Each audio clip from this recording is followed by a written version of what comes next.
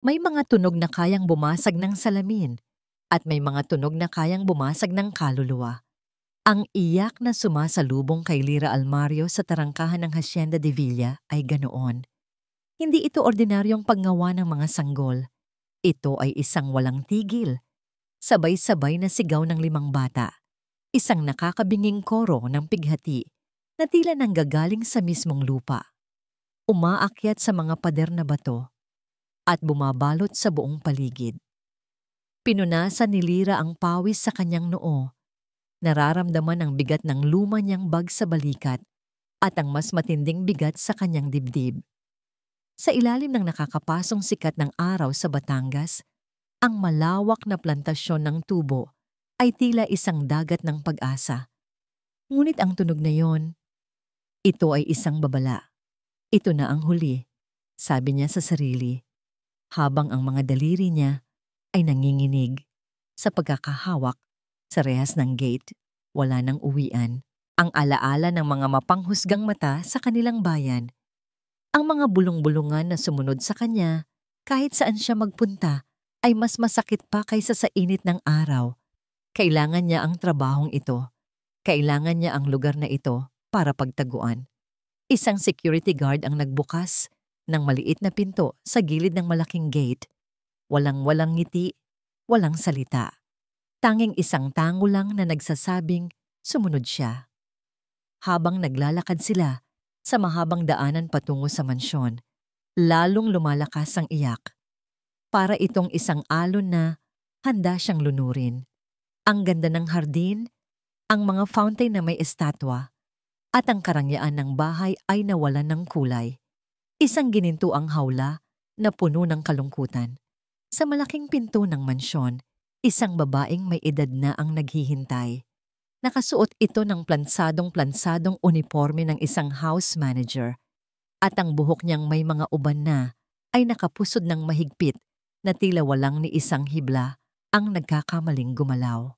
Ang mukha niya ay kasing tigas ng marmol na sahig. "Ikaw si Lira Almario?" tanong ng babae. Ang boses ay matigas at walang emosyon.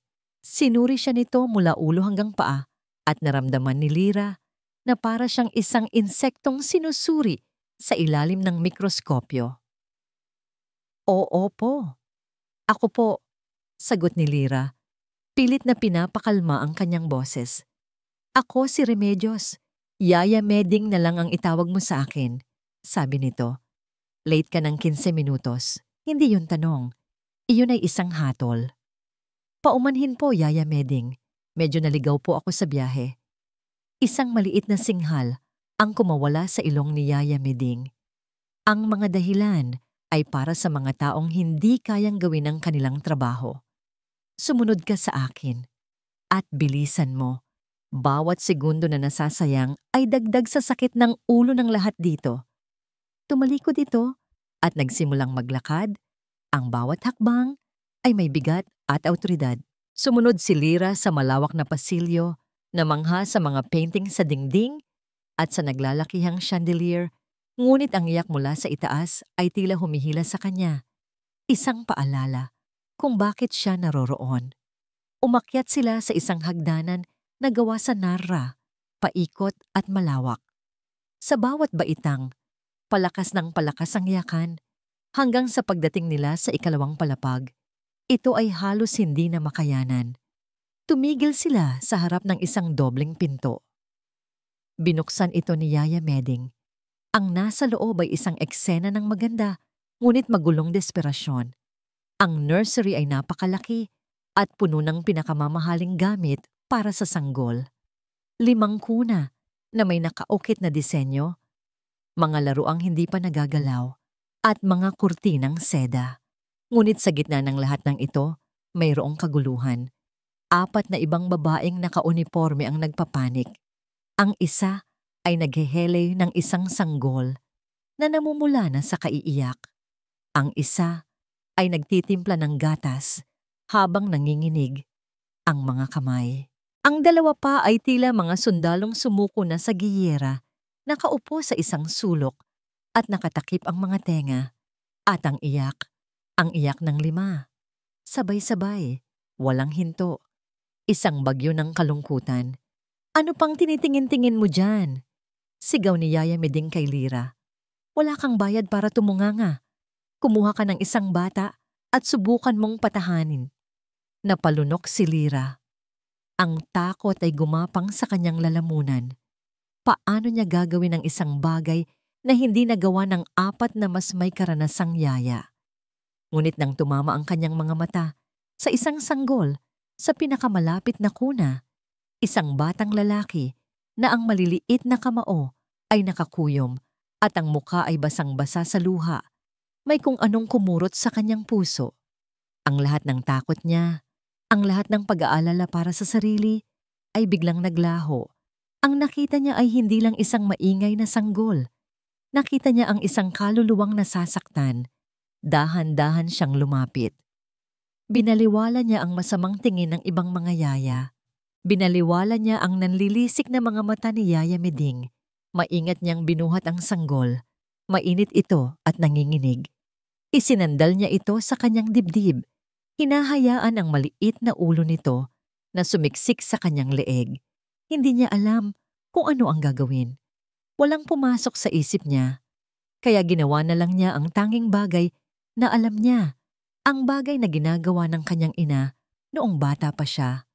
Kapag ang mundo ay tila napakagulo at nakakatakot, huminga siya ng malalim at nagsimula siyang kumanta.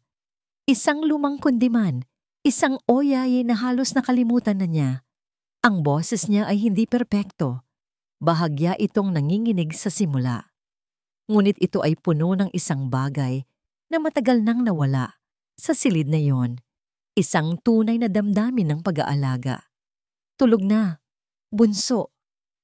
Ang araw ay pagod na. Biglang, isang himala ang nagsimulang mangyari. Ang sanggol sa kanyang mga braso ay huminto sa pagsigok.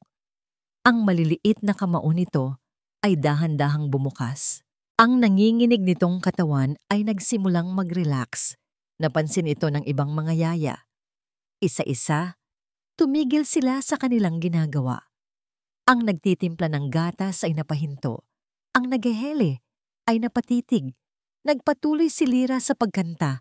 Ang kanyang boses ay mas lumakas na mas panatag. Ang mga bituin sa langit ay naghihintay. Ang sanggol sa ikalawang kuna ay tumigil sa pag-iyak. Pagkatapos ay ang pangatlo. Ang katahimikan ay unti-unting kumalat sa silid na parang isang kumot na dahan-dahang bumabalot sa ingay. Isang katahimikan na napakatindi. Halos mas nakakabingi pa kaysa sa iyakan kanina. Nang matapos ang kanta ni Lira, ang lahat ng 5 sanggol ay tahimik na. Ang iba ay nakapikit na, habang ang iba naman ay nakatingin lang sa kawalan. Ang kanilang mga hininga ay malalim at kalmado. Ang 4 na yaya ay nakatingin kay Lira. Ang kanilang mga bibig ay bahagyang nakaawang sa pagkamangha. Maging si Yaya Meding ay hindi makapagsalita. Ang kanyang matigas na mukha ay nagpakita ng isang emosyon na hindi pa nakikita ni Lira dati, pagkalito. Sa sandaling iyon, sa gitna ng katahimikan na siya mismo ang lumikha, nakaramdam si Lira ng isang bagay na matagal na niyang hindi naramdaman. Pag-asa. Ngunit ang katahimikan ay hindi nagtagal. Isang anino ang tumakip sa may pintuan. Isang malalim at makapangyarihang boses ang bumasag sa kapayapaan. Sino ka? Lumingon si Lira. Nakatayo roon ang isang lalaki. Matangkad. Nakasuot ng mamahaling damit pang negosyo. Ngunit ang kanyang buhok ay bahagyang magulo. At mayroong madilim na bilog sa ilalim ng kanyang mga mata. Mga matang malamig. Puno ng pagod at pagdududa. Mga mata na tila kayang tumagos hanggang sa pinakailalim ng iyong kaluluwa. Si Don Rafael de Villa, ang amo, ang ama, at nakatingin ito ng diretso sa kanya. Katahimikan, iyon ang unang pumasok sa isip ni Rafael de Villa. Isang salitang halos nakalimutan na niya ang kahulugan. Sa loob ng 6 na buwan, ang mansyon na ito ay naging isang silid ng pagpapahirap kung saan ang tunog ng pag-iyak ang siyang hangin, pagkain at lason na unti-unting pumapatay sa katinoan ng lahat. 6 na buwan, 180 araw ng walang tigil na pag-iyak. Naramdaman niya ang pagod hindi lang sa kanyang mga buto, kundi sa mismong kaluluwa niya. At ngayon, bigla, wala na ito. Ang katahimikan ay napakatindi, halos abnormal. Napatingin siya sa babaeng nakatayo sa gitna ng nursery. Karga ang isa sa kanyang mga anak. Sino siya? Masyadong simple, masyadong payat. Ang suot niyang damit ay malinis, ngunit halatang luma na. Walang bakas ng karangyaan o ng anumang pambihira. Ngunit sa mga bisig niya, ang isa sa 5 dahilan ng kanyang impyerno sa lupa ay natutulog ng mahimbing. Sino ka? Ulit niya. Ang kanyang boses ay mas matigas kaysa sa kanyang intensyon. Ang boses na ginagamit niya sa boardroom, ang boses na nagpapayanig sa mga empleyado. Ngunit sa harap ng babaeng ito, tila nawalan ito ng epekto. Dahan-dahang lumingon ang babae. Nakita niya ang takot sa mga mata nito, ngunit mayroon ding kalinawan. Lira Almario po, sir. Ako po yung bagong aplikante. Lira. Ang pangalan ay tila isang himig, ngunit mabilis na iwinaksi ni Rafael ang kaisipang iyon. Ang mga himig at mahika ay para sa mga fairy tale. Ang mundo niya ay binubuo ng mga numero, ng kita at lugi at ng isang trahedyang sumira sa lahat. Ibigay mo sa akin ang anak ko, utos niya. Nag-alinlangan si Lira ng 1 segundo, pagkatapos ay maingat na inilipat ang natutulog na sanggol sa mga braso ni Rafael. Sa sandaling mahawakan ni Rafael ang kanyang anak, si Rico, naramdaman niya ang kakaibang bigat nito. Isang bigat na pamilyar, ngunit ngayon ay may kasamang kapayapaan. Ang maliit na dibdib nito ay marahang tumataas baba. Walang luha, walang sigaw. Lumabas muna kayong lahat, sabi ni Rafael sa ibang mga yaya. Hindi inaalis ang tingin sa natutulog na sanggol. Mabilis silang nagsikilos, tila natatakot na baka ang kahit anong ingay ay muling magpasimula ng bagyo. Si Lira ay akmang susunod nang pigilan siya ng boses ni Rafael. Hindi ikaw. Naiwan silang dalawa, kasama ang 4 pang sanggol na ngayon ay payapa na sa kani-kanilang mga kuna. Anong ginawa mo? Tanong ni Rafael. Ang tono niya ay puno ng pagdududa. Para siyang isang investigador na naghahanap ng daya. Wala po, sir. Kumanta lang po ako. Kumanta. Isang maliit na tawa ang kumawala sa kanyang lalamunan. Walang saya. Puno ng pangungutya. Nagbayad ako ng pinakamagagaling na pediatrician, mga child specialist mula Maynila. Nagdala ako ng mga music box, mga white noise machine. Walang gumana. At ngayon, sasabihin mo sa akin na isang kanta lang ang solusyon? Napayuko si Lira. Hindi ko po alam, sir. Iyon lang po ang ginawa ko. Ang kanyang simpleng sagot ay mas lalong nakakainis. Gusto ni Rafael ng mga paliwanag na may lohika, mga solusyon na nakabase sa siyensya. Hindi niya matanggap na ang sagot sa 6 na buwan niyang problema ay isang babaeng may malamyos na boses mula sa probinsya. Bago pa man siya makapagsalita muli, isang pamilyar na presensya ang pumasok sa silid.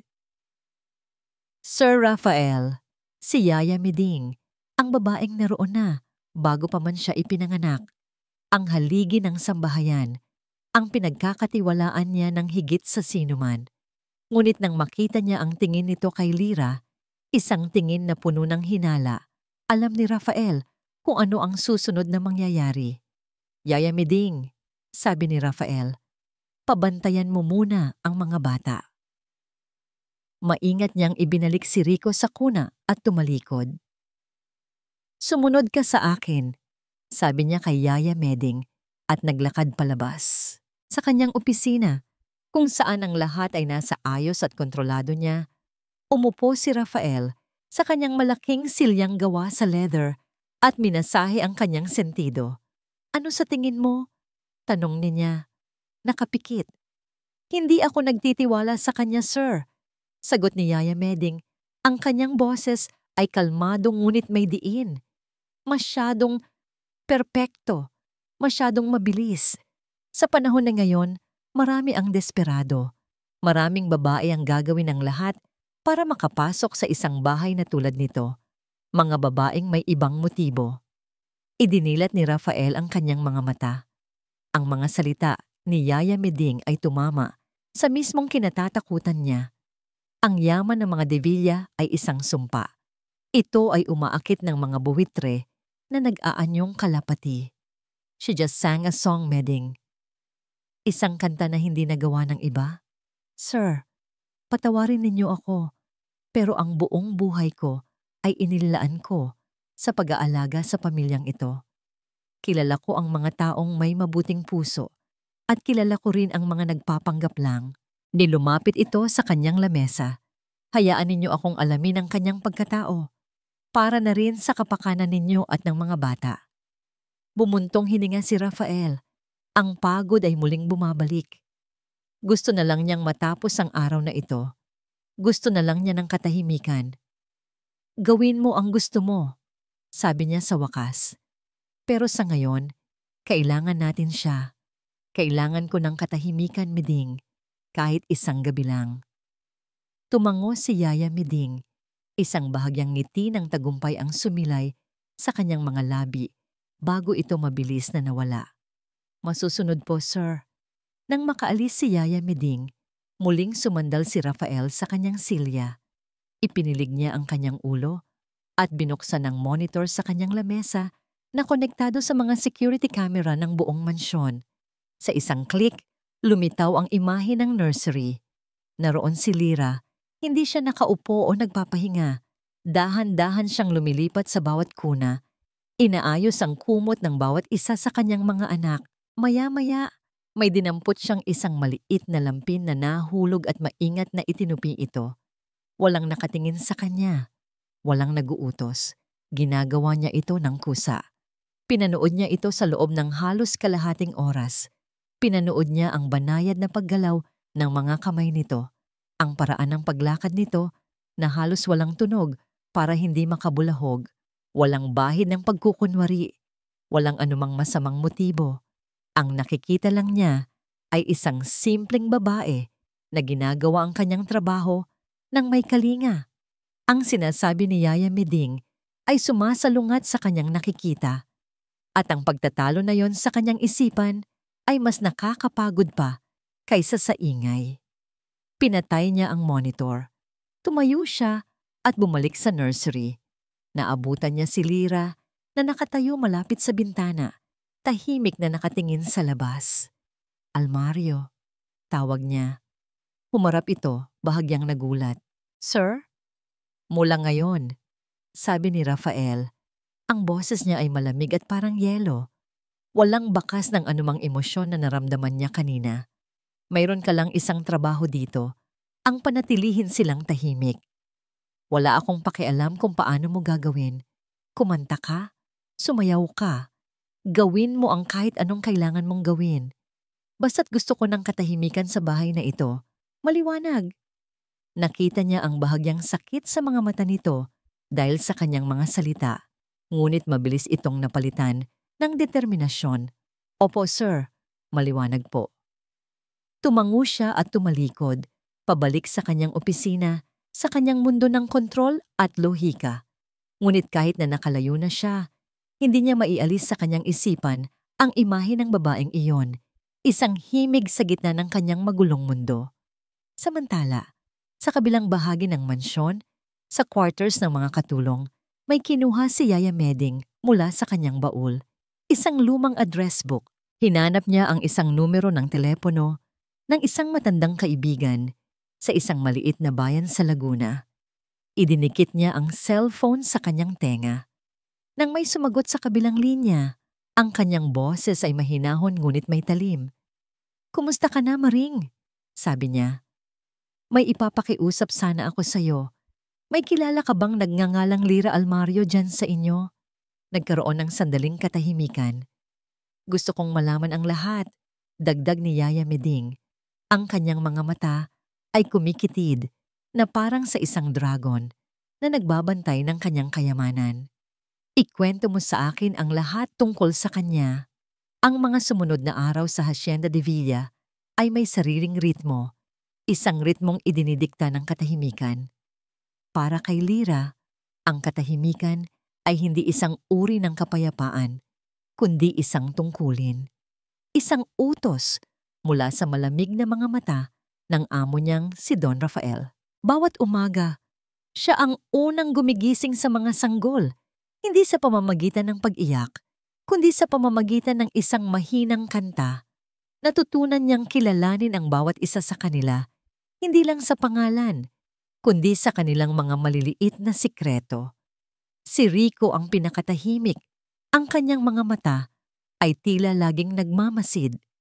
Si Ramon naman ang unang ngumingiti kapag naririnig ang boses niya. Si Rosario ang may pinakamalakas na boses kapag nagugutom. Si Rafaela ang pinakamahilig magpakarga, laging naghahanap ng init ng yakap.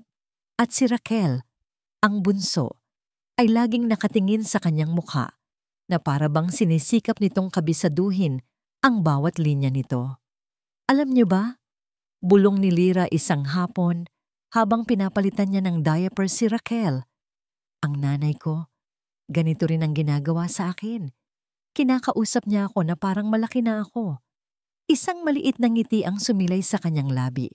Sabi niya, ang puso raw ng isang bata, nakakaintindi kahit hindi pa nakakapagsalita ang bibig. Hindi niya namalaya na may isang yaya, si Doris, na nakatayo sa likuran niya, may hawak na bote ng gatas. Bigla itong natapilok at natapon ang bahagi ng gatas sa sahig malapit sa paa ni Lyra. Ay nako! Sigaw ni Doris, pero ang tingin nito ay hindi sa natapong gatas, kundi kay Lyra. Pasensya na, nadulas ako. Okay lang, Doris, sagot ni Lyra. Kumuha agad ng basahan para punasan ito. Ako na. Ngunit habang nagpupunas, naramdaman niya ang mga matang nakatitig sa kanya. Hindi lang ang mga mata ni Doris, kundi pati na rin ng ibang mga katulong na napapadaan. Simula nang dumating siya, ang pakikitungo nila ay malamig. May mga bulungan siyang naririnig kapag siya'y tumatalikod, mga tinging puno ng pagdududa. Alam niyang si Yaya Meding ang nasa likod nito, isang aninong laging nagmamasid mula sa malayo. Ngunit pinili niyang huwag na lang itong pansinin. Ang mahalaga ay ang mga bata. Gabi-gabi, kapag ang buong mansyon ay tulog na at ang tanging maririnig na lang ay ang tunog ng mga kuliglig sa labas, mayroon siyang isang lihim na ginagawa. Sa kanyang maliit na kwarto, sa ilalim ng liwanag ng isang maliit na lampara, inilalabas niya ang isang kahon ng pananahi. Dala niya ito mula sa kanila, puno ng mga sinulid na may iba't ibang kulay. Kinuha niya ang 5 maliliit na unan na puti at walang disenyo mula sa bodega. Gamit ang kanyang mga kamay, isa-isa niyang binurdahan ang mga pangalan ng mga bata sa bawat unan. RICO, gumamit siya ng asul na sinulid. RAMON, Berde, ROSARIO, Rosas, RAFAELA, Dilaw, RAQUEL, Lila. Hindi ito kasama sa trabaho niya. Walang nag-utos sa kanya. Ngunit para sa kanya, ang mga batang ito ay hindi lang basta trabaho. Sa maikling panahon, sila na ang naging mundo niya. At gusto niyang magkaroon sila ng isang bagay na personal, isang bagay na ginawa ng may pagmamahal. Isang gabi, habang tinatapos niya ang huling letra sa pangalan ni Raquel, narinig niya ang mahinang pagbukas ng pinto ng nursery. Napapitlag siya, iniisip na baka isa sa mga bata ang nagising. Dahan-dahan siyang tumayo at sumilip, walang umiiyak. Ngunit may aninong nakatayo sa gitna ng silid. Si Don Rafael, nakatayo lang ito roon, nakatalikod sa kanya, nakatingin sa mga kuna. Ang karaniwang tigas ng kanyang tindig ay tila nabawasan, napalitan ng isang anyo ng kalungkutan na ngayon lang nakita ni Lyra. Akmang babalik na si Lyra sa kanyang ginagawa. Iniisip na gusto nitong mapag-isa nang bigla itong lumingon. Nagtama ang kanilang mga mata. Napatigil si Lyra. Ang hawak niyang unan at karayom ay tila nag-init sa kanyang kamay. Nahuli siya. Baka isipin nito ay may kinukuha siya. O baka magalit ito dahil gising pa siya sa oras na yon. Sir, nautal niyang sabi. Paumanhin po. Akala ko po ay hindi niya natapos ang kanyang sasabihin. Ang mga mata ni Don Rafael ay hindi nakatingin sa kanyang mukha, kundi sa bagay na hawak niya.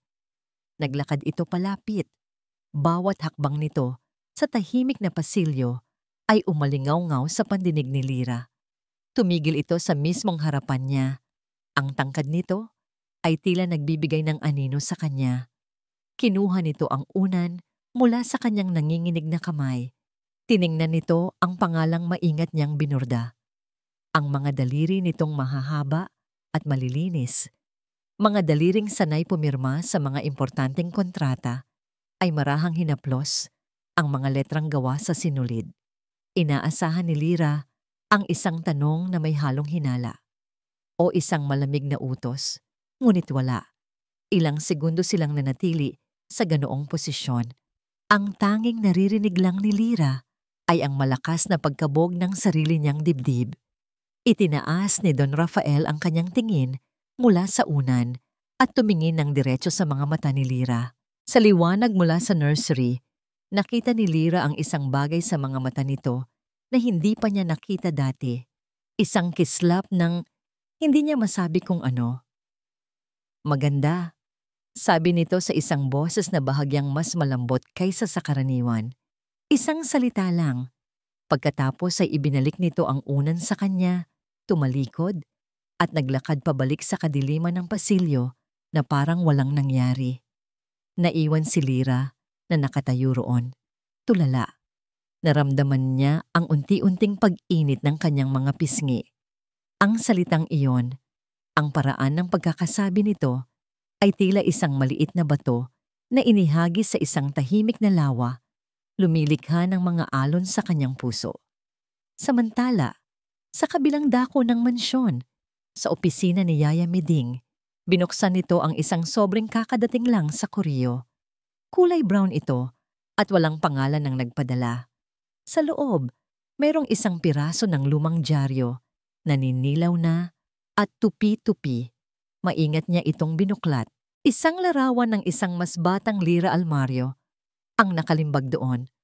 Ang mukha ay nakayuko at malungkot at sa ilalim nito ang headline na nakasulat sa malalaking letra, Katulong arestado dahil sa pagnanakaw ng alahas. Isang malamig na ngiti ang gumuhit sa mga labi ni Yaya Meding. Hinawakan niya ang papel. Hawak na niya ang kanyang sandata. May mga sandali sa buhay ni Rafael de Villa kung saan tila humihinto ang oras at sa katahimikan, isang malinaw na kaisipan ang lumulutang. Ang gabing iyon, matapos niyang makita si Lyra at ang binuburdahan nitong unan, ay isa sa mga sandaling iyon. Habang nakaupo siya sa kanyang opisina, hindi ang mga numero sa stock market ang nasa isip niya, kundi ang imahe ng mga sinulid na bumubuo sa pangalan ng kanyang anak sa ilalim ng mga daliri ng dalaga. Maganda, ang salitang binitawan niya ay hindi plinano, kusang lumabas. At habang inuulit niya ito, sa kanyang isipan, naramdaman niya ang isang bagay na matagal na niyang hindi nararamdaman. Isang kislap ng pag-asa na baka marahil mayroon pa ring mga taong totoo sa mundo. Mga taong gumagawa ng isang bagay nang hindi naghihintay ng kapalit. Ang kislap na yon ay parang isang maliit na kandila sa madilim na kwarto ng kanyang puso. Kinabukasan, may kumatok sa pinto ng kanyang opisina. Pasok, sabi niya. Hindi inaalis ang tingin sa mga dokumentong nasa harap niya. Pumasok si Yaya Meding, ngunit may kakaiba sa kanyang kilos. Ang karaniwan niyang matatag na presensya ay napalitan ng isang anyo ng pag-aalala. Sa kanyang kamay, may hawak siyang isang sobrang kulay brown. Sir Rafael, simula nito ang boses ay puno ng pighati. Ayoko sanang ipakita ito sa inyo. Alam kong pagod na kayo at marami kayong iniisip. Pero Tungkulin kong protektahan ang pamilyang ito. Itinaas ni Rafael ang kanyang tingin. Agad siyang kinabahan. Ano iyan, Meding? Dahan-dahang inilapag ni Yaya Meding ang sobre sa kanyang lamesa. Ipinadala ito sa akin mula sa Laguna. Tungkol kay Lira. Binuksan ni Rafael ang sobre. Ang kanyang mga daliri, na kanina lang ay kalmado, ay bahagyang nanginginig. Inilabas niya ang isang piraso ng lumang dyaryo. At doon, nakita niya ito. Ang larawan, ang pangalan, ang mga salita. Isang mas batang Lira Almario, nakayuko, kinukunan ng litrato sa labas ng isang presinto ng pulis, at ang headline na tila isang suntok sa kanyang sikmura, katulong arestado dahil sa pagnanakaw ng alahas. Biglang nanlamig ang buong paligid. Ang maliit na kandila sa kanyang puso ay biglang namatay, na para bang binuhusan ng isang baldeng nagyayelong tubig. Ang bumalik ay ang pamilyar na pakiramdam, ang laso ng pagtataksil. Bigla niyang naalala, hindi ang kanyang asawa, kundi ang isang matalik na kaibigan at business partner maraming taon na ang nakalipas. Isang taong pinagkatiwalaan niya ng kanyang kumpanya, ng kanyang mga pangarap. Isang taong nangumingiti sa harap niya, habang unti-unti siyang ninanakawan mula sa likod. Ganoon din sila nagsimula, sa mga maliliit na pabor, sa mga mabubuting salita, sa pagkukunwaring may malasakit. Ang lahat ng kabaitan ay isang maskara. Iyon ang leksyon na itinatak niya sa kanyang isipan. Sir, mahinang sabi ni Yaya Meding, puno ng pekeng awa. Sabi ko na sa inyo, masyadong magaling para maging totoo. Tumayo si Rafael. Ang kanyang mukha ay naging isang blangkong pader na gawa sa bato. Ang lahat ng bahagyang lambot na naramdaman niya kagabi ay naglaho, napalitan ng yelo. Tawagin mo ang head of security. Utos niya, ang boses ay walang emosyon. Ilang minuto ang lumipas.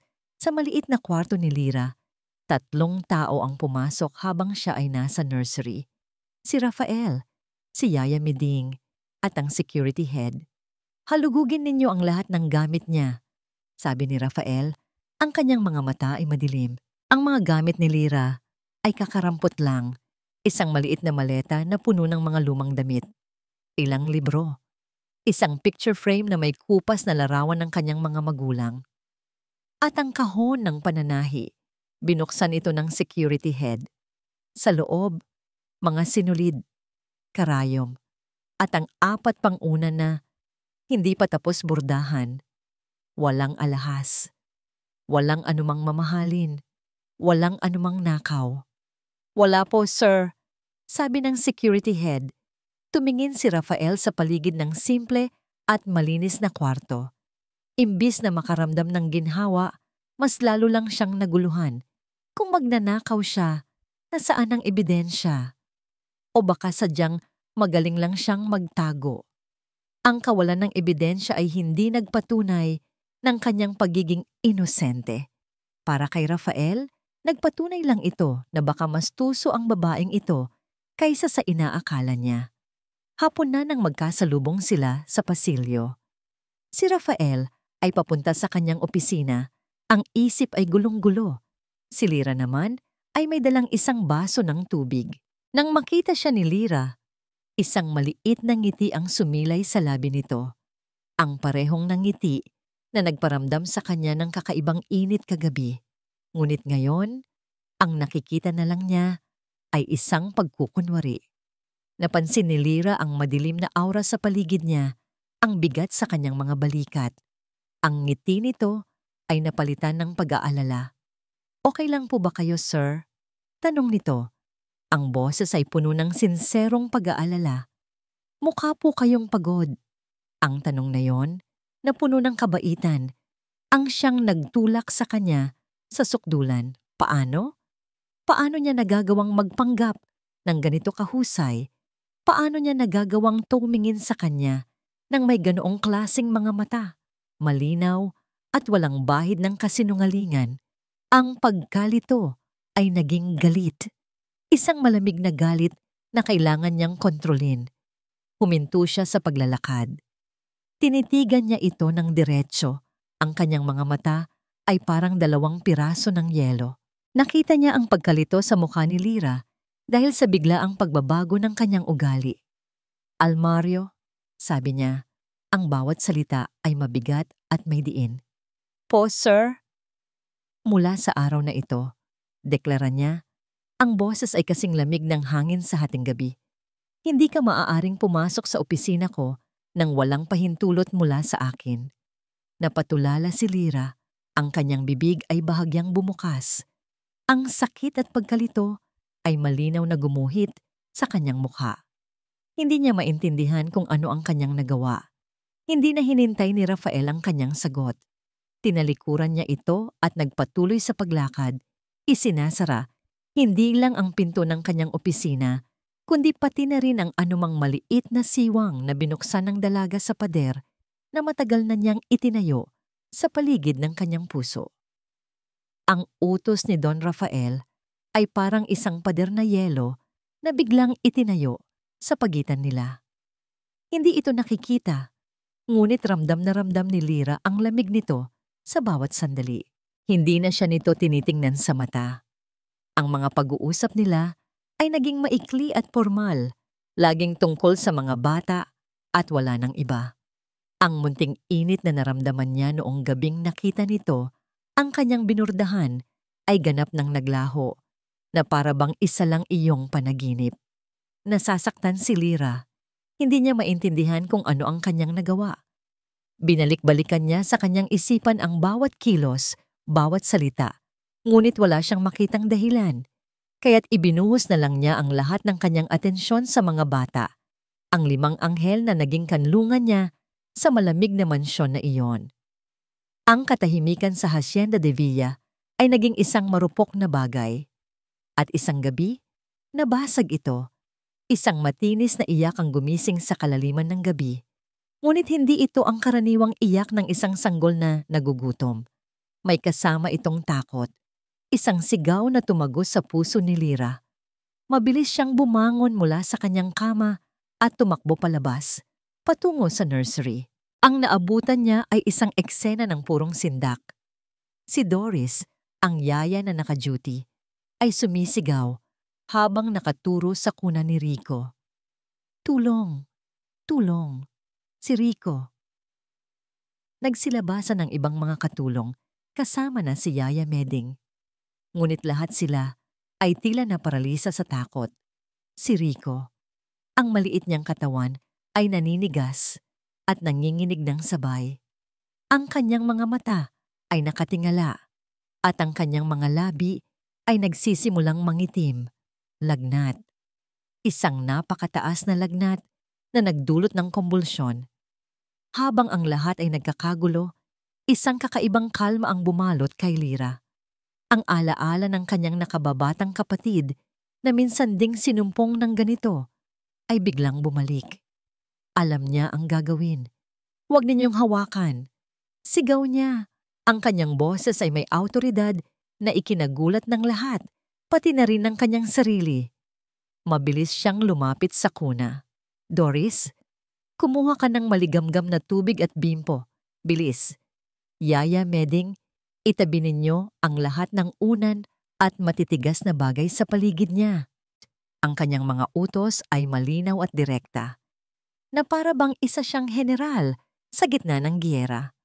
Sa pagkabigla, sumunod ang mga ito.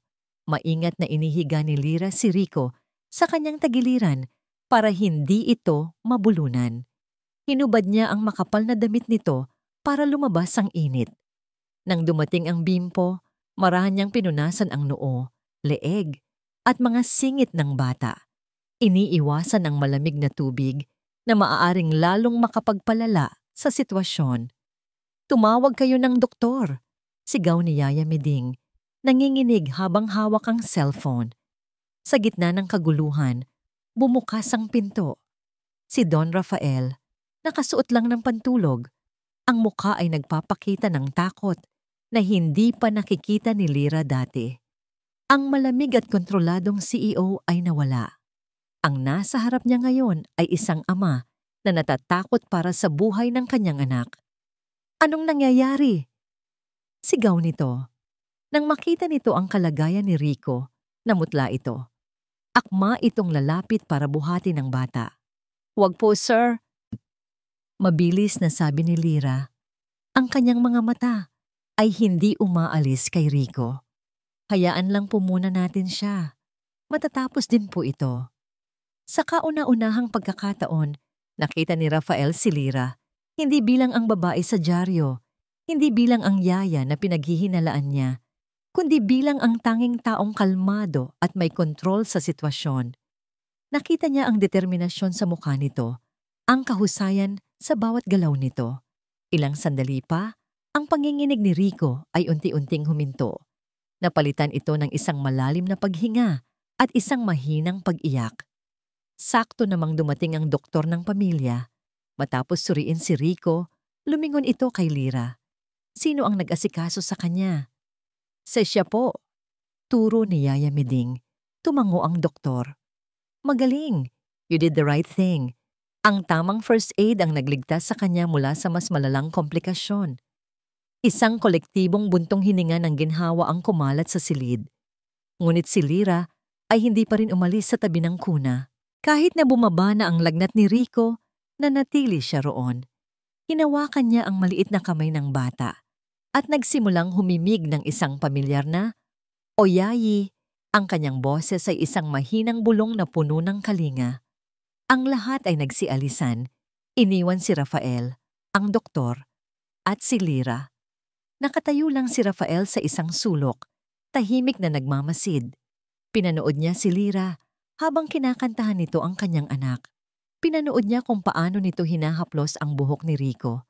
Walang pagkukunwari, walang kamera na nakatutok.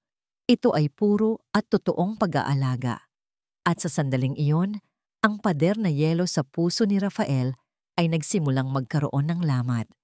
Hindi natulog si Lyra ng gabing iyon. Nanatili siya sa upuan sa tabi ng kuna ni Rico, ang kanyang kamay ay hindi bumibitaw sa maliit na kamay nito.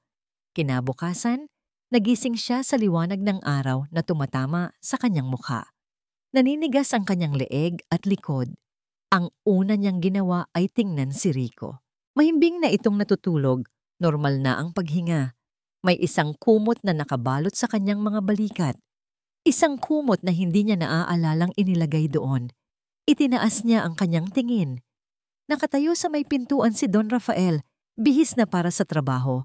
May hawak na tasa ng kape. Nakatingin ito sa kanya. At sa pagkakataong ito, ang mga mata nito ay wala ng lamig. Ang nandoon ay isang bagay na mas malalim, isang emosyon na hindi niya mabasa. Isang pinaghalong pasasalamat, pagtataka, at marahil, isang pahiwatig ng pagsisisi. Dahan-dahan itong lumapit at iniabot sa kanya ang isa pang tasa. "Kape," simpleng sabi nito. "Salamat po, sir," sabi ni Lyra. Ang kanyang boses ay bahagyang paos. Tinanggap niya ang mainit na tasa. Ang init nito ay gumapang sa kanyang nanlalamig na mga kamay. "Kumusta na siya?" tanong ni Rafael. Ang tingin ay nasa kanyang anak. "Mabuti na po siya, sir. Kailangan lang po ng pahinga." Tumango ito, ngunit hindi pa rin umaalis.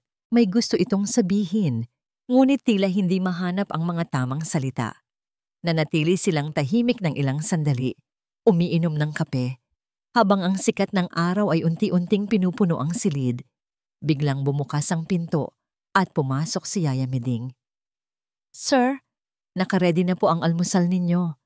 Hayaan niyo na pong ako na ang magbantay kay Rico para makapagpahinga na si Lyra." Tumingin si Rafael mula kay Lyra patungo kay Yaya Meding. Ang dating hindi natitinag na tiwala niya sa matanda ay tila nabawasan. Tiningnan niya ang sinserong pag-aalala sa mukha ni Lyra at ikinumpara ito sa matigas na ekspresyon ni Yaya Meding. Kagabi, habang si Lyra ay kumikilos na parang isang bayani, si Yaya Meding, kasama ang iba pa, ay parang mga estatwang nataranta. Ang lamat sa pader na yelo sa kanyang puso ay lumaki. Lumingon siya ng buo kay Yaya Meding at sa unang pagkakataon, nagsalita siya laban dito sa harap ng ibang tao.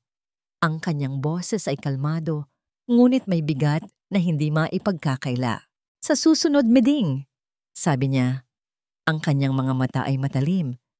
Kung may mangyaring emergency na ganito, huminga siya ng malalim.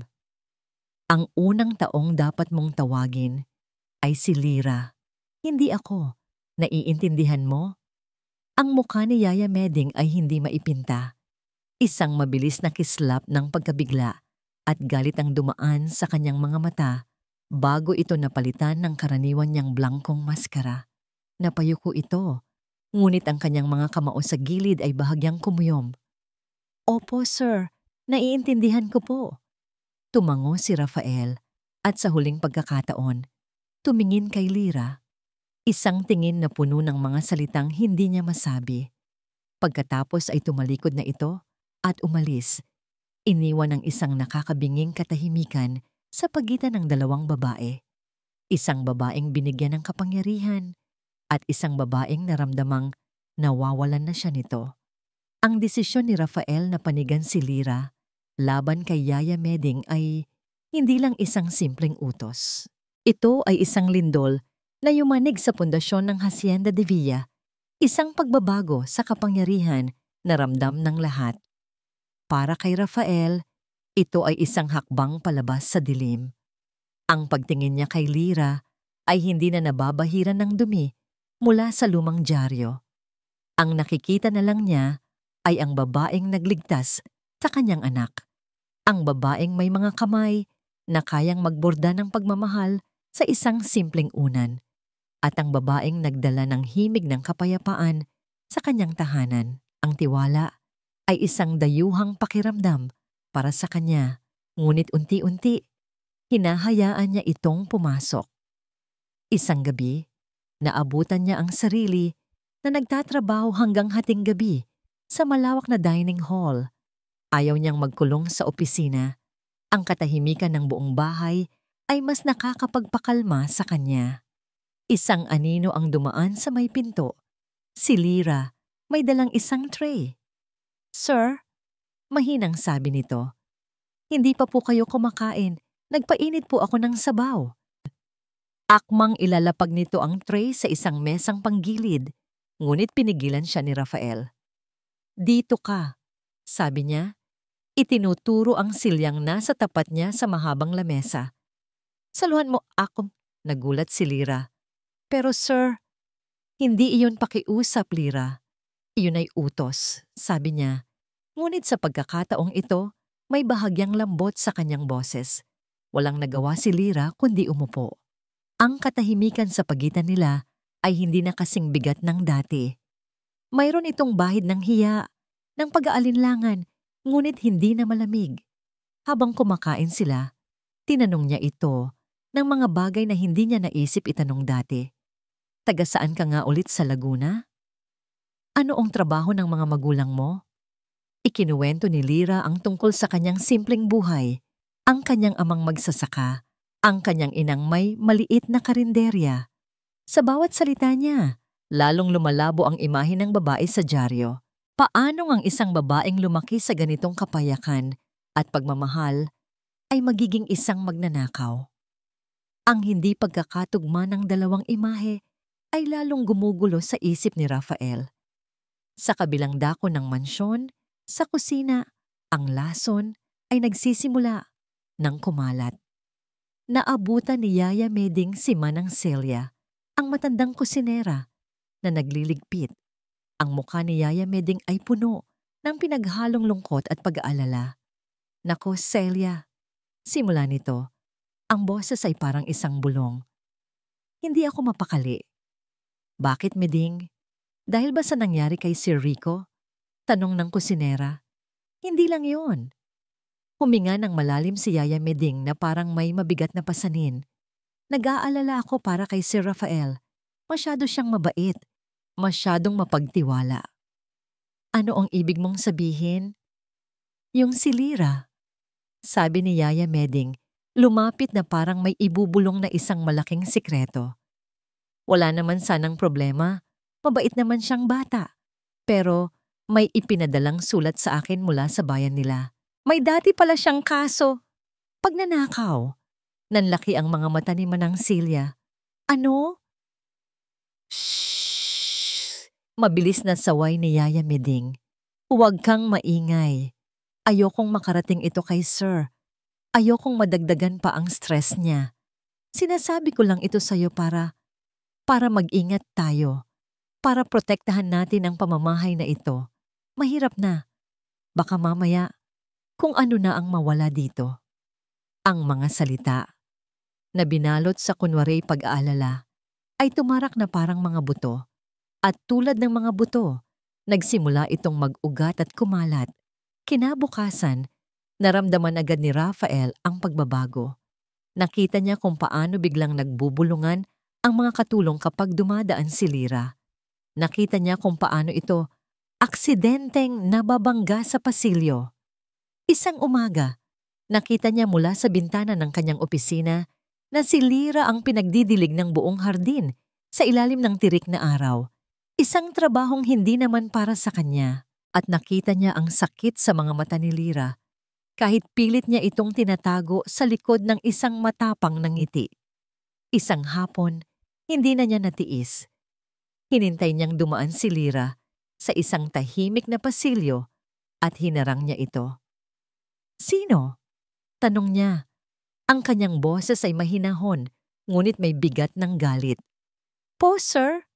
Naguguluhang tanong ni Lyra. Sino ang gumagawa nito sa'yo? Pag-uulit niya. Nakikita ko sila, Lyra. Sabihin mo sa akin ang pangalan. Ang galit niya ay para kay Lyra, hindi laban dito. Ngunit ang nakita ni Lyra ay ang galit sa kanyang mga mata at ang takot ay bumalik. Ang takot na baka siya na naman ang pagbintangan. Ang takot na baka siya na naman ang mapahamak. Umiling lang si Lyra. Ang mga mata ay nakatutok sa sahig. Wala po, sir. Ayos lang po ako. Ang kanyang pananahimik ay mas lalong nagpaalab sa galit ni Rafael. Galit sa mga taong nang-aapi at galit sa sarili dahil wala siyang magawa para patigilin ito. Tinalikuran niya ito, puno ng pagkadismaya. Nang gabing iyon, pagod mula sa pisikal at emosyonal na pasanin ng araw, pumasok si Lyra sa kanyang kwarto. Ang gusto lang niya ay magpalit ng damit at matulog. Binuksan niya ang pinakailalim na drawer ng kanyang maliit na aparador, kung saan nakatago ang kanyang mga damit pantulog. Ngunit ang sumalubong sa kanya ay hindi ang malinis na damit. Sa gitna ng kanyang mga nakatuping damit, nakahandusay ang isang maliit at maitim na bagay, isang daga. Patay na. Ang mga mata nito ay nakadilat at ang katawan ay naninigas na. Isang matinis na hininga ang kumawala sa kanyang lalamunan, ngunit mabilis niyang tinakpan ang kanyang bibig. Ang kanyang puso ay nagsimulang tumibok ng napakabilis na parang gusto nitong kumawala sa kanyang dibdib. Hindi ito aksidente. Ito ay isang mensahe, isang marumi at nakakadiring babala. Isa kang peste, tila bulong ng mga pader ng mansyon. Umalis ka dito. Napaatras si Lyra. Ang kanyang likod ay tumama sa malamig na pader. Ang takot ay gumapang sa kanyang buong katawan. Isang lason na mas masakit pa kaysa sa anumang bulungan. Ang patay na daga ay simula pa lamang. Naintindihan ito ni Lyra. Sa bawat sulok ng mansyon, nararamdaman niya ang mga matang nakamasid, ang mga ngiting mapanukso, at ang mga bulong na parang ahas na gumagapang sa sahig. Ang Hacienda de Villa na dati naging kanlungan niya ay unti-unti nang nagiging isang kulungan na walang rehas. Ang tanging lugar na ligtas ay ang nursery. Doon, sa piling ng 5 sanggol, ang mundo sa labas ay nawawala. Ang kanilang mga walang malay na tawa at ang init ng kanilang maliliit na katawan ang nagsisilbing kalasag niya laban sa lason na kumakalat sa buong bahay. Si Rafael, sa kabilang banda, ay naging isang anino. Nakikita niya ito sa malayo, ang mukha ay laging puno ng pag-aalala. Ngunit tila may isang pader na hindi nito kayang sirain para tulungan siya. Isang araw, ang buong bahay ay balot ng isang kakaibang kalungkutan. Anibersaryo pala ng pagkamatay ng yumaong asawa ni Don Rafael, si Senyora Isabela. Walang nagtatrabaho ng maayos. Ang lahat ay kumikilos ng dahan-dahan na parang may mabigat na nakadagan sa kanilang mga balikat. Si Don Rafael ay nagkulong sa kanyang opisina buong umaga. Habang nagpapatulog si Lira ng mga bata, nakita niya si Yaya Meding na lumabas mula sa pasilyo kung nasaan ang opisina ni Don Rafael. Ang karaniwan nitong tindig na laging tuwid ay bahagyang nakayuko at ang mukha nito ay namumutla. May kung anong kaba siyang naramdaman, isang masamang pangitain, ngunit iwinaksi niya ito. Hapon na nang mangyari ang pagsabog. Nasa kusina si Lira, umiinom ng isang basong tubig nang isang malakas na sigaw ang bumasag sa katahimikan. Nawawala! Nawawala! Si Yaya Meding tumatakbo mula sa itaas, ang mukha ay puno ng pagpapanik. Ang buhok niyang laging maayos ay bahagyang nagulo. Ang kanyang mga mata ay nanlalaki sa takot. Ang kwintas! Ang kwintas ni Senyora Isabela. Sigaw niya, humahagulgol habang papalapit sa sala kung saan nag-uusap ang ibang mga katulong.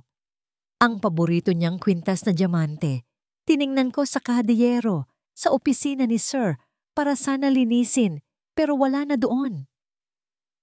Ang balita ay kumalat na parang apoy. Ang kwintas ni Isabela. Hindi lang yon basta alahas.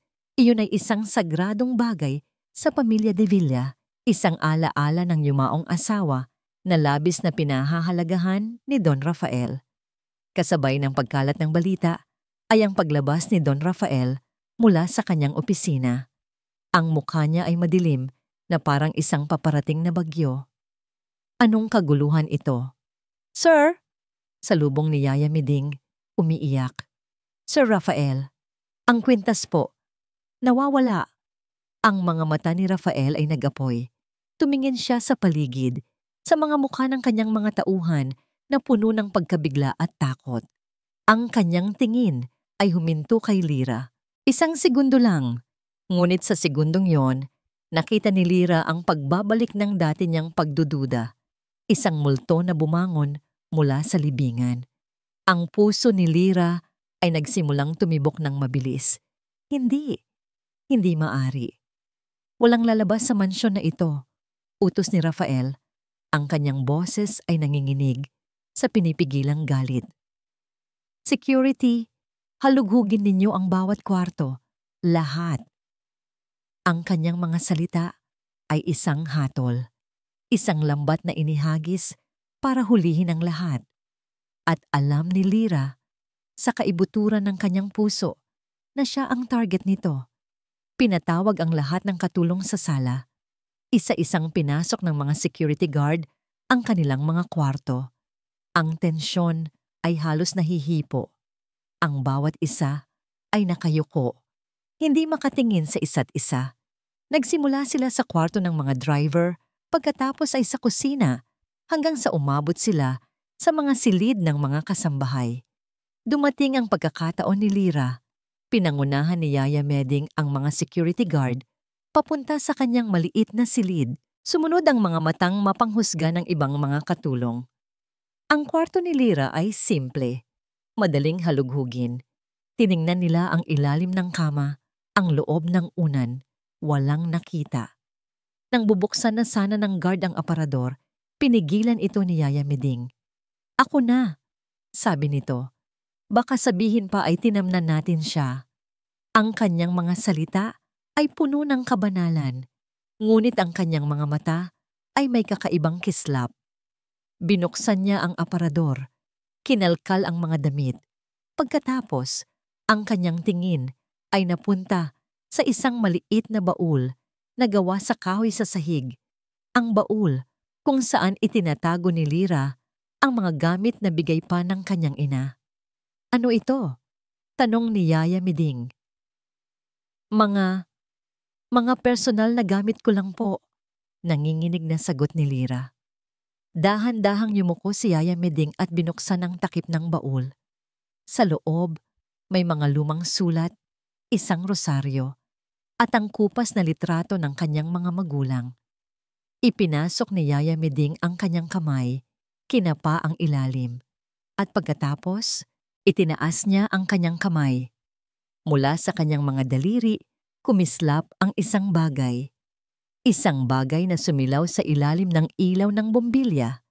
Isang bagay na napakaganda at napakamahal.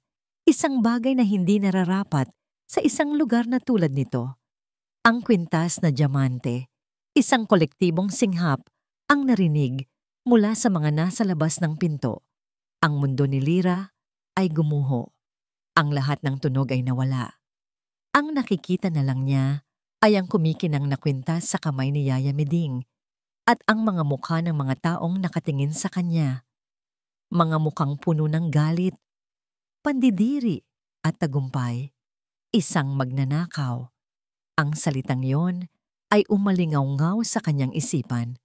Ang kanyang nakaraan ay bumalik para muli siyang sirain. Dahan-dahan siyang lumingon, hinahanap ang isang mukha sa gitna ng karamihan. Ang tanging mukha na mahalaga.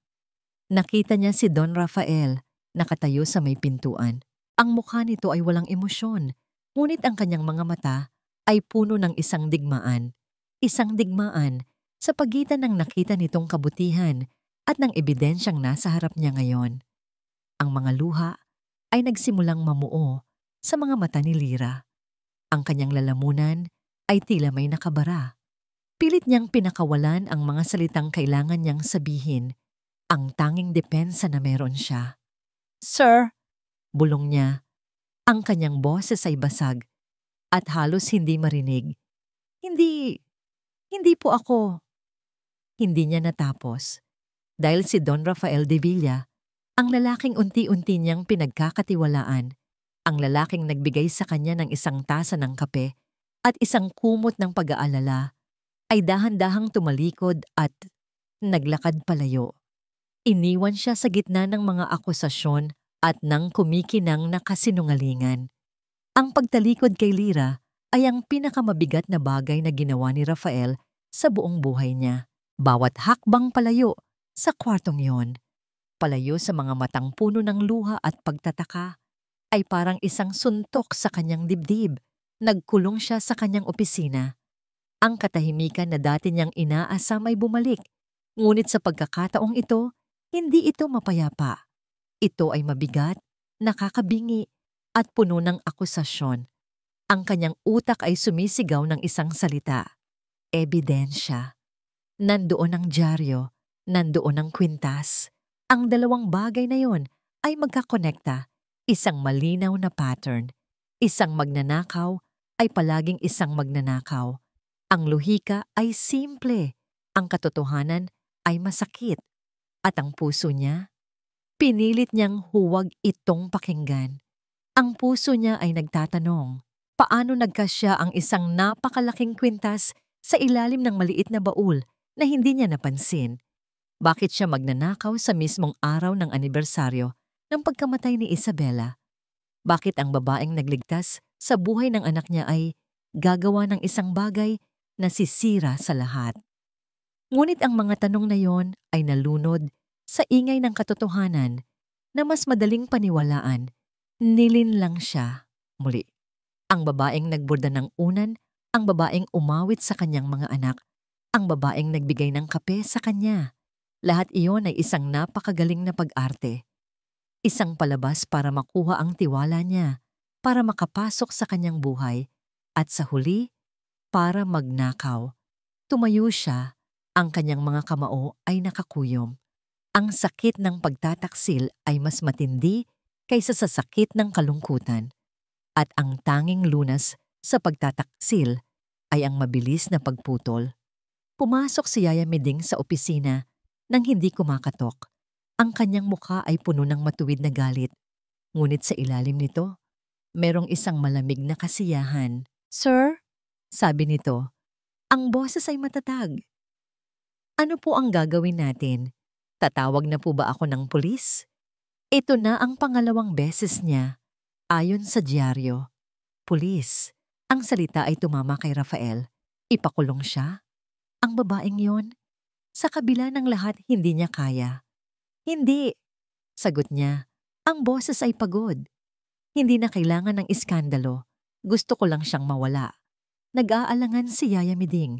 Pero sir, baka... Sinabi kong ayoko. Sigaw ni Rafael, isang sigaw na puno ng pagod at sakit. Ibigay mo ang huling sahod niya at palayasin mo siya. Ngayon na. Tumango si Yaya Miding, ang isang bahagyang ng ngiti ng tagumpay ay sumilay sa kanyang mga labi. Masusunod po. Ilang minuto ang lumipas. Mula sa bintana ng kanyang opisina, nakita ni Rafael si Lyra na naglalakad palabas ng mansyon, bitbit ang kanyang lumang bag. Ang damit niya ay ang parehong damit na suot niya noong una siyang dumating. Walang nagbago, maliban sa lahat. Hindi siya lumingon pabalik. Sa labas, nagsimulang pumatak ang isang mahinang ambon, na para bang ang langit mismo ay nakikidalamhati. Pumasok si Lyra sa nursery para sa huling pagkakataon. Walang ibang tao roon. Si Yaya Miding. Sa kanyang kabaitan, ay binigyan siya ng 1 minuto para magpaalam. Ang 5 sanggol ay gising, tahimik na nakahiga sa kanilang mga kuna. Para bang alam nila. Lumapit si Lyra kay Rico, ang batang iniligtas niya. Hinaplos niya ang malambot nitong pisngi at isang luha ang pumatak mula sa kanyang mga mata, tumama mismo sa kumot ng bata. Paalam na, Rico. Bulong niya. Isa-isa niyang pinuntahan ang mga kuna. Paalam, Ramon, Rosario, Rafaela, Raquel, maging mabait kayo mga anak. Ang kanyang puso ay nadudurog, hindi dahil sa akusasyon, hindi dahil sa pagkawala ng trabaho, kundi dahil sa pag-iwan sa 5 piraso ng kanyang puso sa lugar na ito. Huminga siya ng malalim, pinunasan ng kanyang mga luha at tumalikod. Sa bawat hakbang niya palayo sa nursery, ang bawat hakbang niya sa mahabang pasilyo ay isang maliit na kamatayan. Nang makalabas siya sa malaking pinto ng mansyon, ang ambon ay isa ng malakas na ulan. Basang-basa siya agad, ngunit hindi niya ito ininda. Naglakad siya sa mahabang daanan, patungo sa gate. Ang kanyang mga paa ay mabigat. At habang siya ay naglalakad palayo, isang tunog ang nagsimulang umalingaw-ngaw mula sa mansyon sa kanyang likuran. Isang iyak. Pagkatapos ay 2, 3, 4, 5. Ang koro ng kalungkutan ay bumalik. Ang mga sanggol ay umiiyak. Nagising sila mula sa kapayapaan na siya lang ang nagbigay at ngayon ay hinahanap nila ang himig na nawala. Sa loob ng kanyang opisina, narinig ni Rafael ang pagsisimula ng bagyo. Ang iyak ay bumalik. Mas malakas, mas puno ng pighati kaysa dati. Ito ay hindi na lang iyak ng gutom o pagkabagot. Ito ay iyak ng paghahanap. Pumikit siya ng mariin. Tama ang ginawa ko, sabi niya sa sarili. Kailangan kong protektahan ang pamilya ko. Ngunit ang bawat sigaw mula sa nursery ay tila isang kutsilyong humihiwa sa kanyang dibdib. Sumisigaw na siya ay nagkamali. Umupo siya sa kanyang silya, nag-iisa sa dilim, habang ang tunog ng ulan sa labas at ang tunog ng pag-iyak sa loob ay nagsasama. Nilulunod siya sa isang dagat ng pagsisisi. Tumingin siya sa malaking larawan sa kanyang lamesa, ang larawan ng kanyang yumaong asawa, si Isabela, na nakangiti. Isang perpektong ngiti. Isang perpektong asawa. Isabela! Bulong niya sa katahimikan, desperadong naghahanap ng kumpirmasyon. Ginawa ko ang tama, hindi ba? Ngunit ang babae sa larawan ay nanatiling tahimik. Ang kanyang mga mata ay tila may itinatagong isang lihim na kailanman ay hindi niya ibinahagi. 3 araw. 3 araw na ang nakalipas mula nang umalis si Lyra. 3 araw na muling naging impyerno ang Hacienda de Villa. Ang pag-iyak ay bumalik ng may kasamang paghihiganti. Mas malakas ito kaysa dati, mas desperado. Para bang ang 5 sanggol ay hindi lang naghahanap ng gatas o kalinga, kundi nagluluksa sa isang bagay na nawala na hindi na maibabalik. Para kay Rafael, ang bawat sigaw, ay isang martilyong pumupukpok sa kanyang budhi. Sinubukan nilang lahat. Nag-hire si Yaya Meding ng 2 bagong yaya na may experience daw mula sa Maynila. Nagpatugtog sila ng lahat ng klaseng pampatulog na musika. Dinoble nila ang dosis ng pag-aalaga, ngunit walang gumana. Ang katahimikan na dinala ni Lyra ay naging isang napakatamis na alaala, isang paraisong panandalian lang niyang natikman. At ngayon, habang nakaupo siya sa kanyang opisina sa gitna ng gabi, napapaligiran ng ingay, alam niyang siya mismo ang nagtulak sa paraisong yun palayo. Tama ang ginawa ko, pilit niyang sinasabi sa sarili. Ngunit ang mga salita ay wala ng bigat. Ang ebidensya ng kanyang pagkakamali ay umiiyak sa kabilang silid. Desperado na siya. Tumayo siya. Hindi na makatiis sa loob ng opisina. Kailangan niyang gumawa ng kahit ano. Pumasok siya sa silid tulugan ni Isabela, isang lugar na pinanatili niyang eksakto tulad noong nabubuhay pa ito. Isang malamig na museo ng mga alaala. Baka meron ditong isang bagay. Isang damit na may amoy pa rin ni Isabela. Isang unan. Kahit ano na maaaring magpaalala sa mga bata ng kanilang ina. Isang desperadong pag-iisip. Ngunit wala na siyang ibang maisip. Binuksan niya ang malaking aparador na gawa sa kahoy. Ang mga damit ni Isabela ay nakahanay pa rin ng maayos. Mga mamahaling bestida na hindi na naisuot. Ang amoy ng pabango nito ay bahagya pa ring naroon, isang multo sa hangin. Sinimulan niyang halongkatin ang mga ito, hinahanap ang isang bagay na pamilyar, isang bagay na malambot. Sa pinakalikod, sa ilalim ng isang tumpok ng mga kumot na seda, may nahawakan siyang isang bagay na matigas, isang kahon.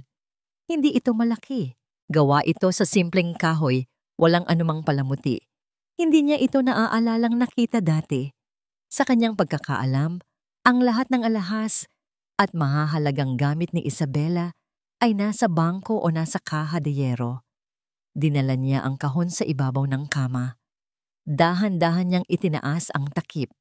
Sa loob, walang alahas. Walang mga liham ng pag-ibig mula sa kanya. Ang tanging laman nito ay isang maliit na kwaderno na nababalutan ng leather. Isang talaarawan. Kumunot ang noo ni Rafael. Hindi niya alam na nagsusulat ng diary si Isabela. Ang kanyang asawa ay laging abala sa mga social event at charity work. Hindi niya ito tipo. O baka may isang bahagi ng kanyang asawa na hindi niya talaga kilala.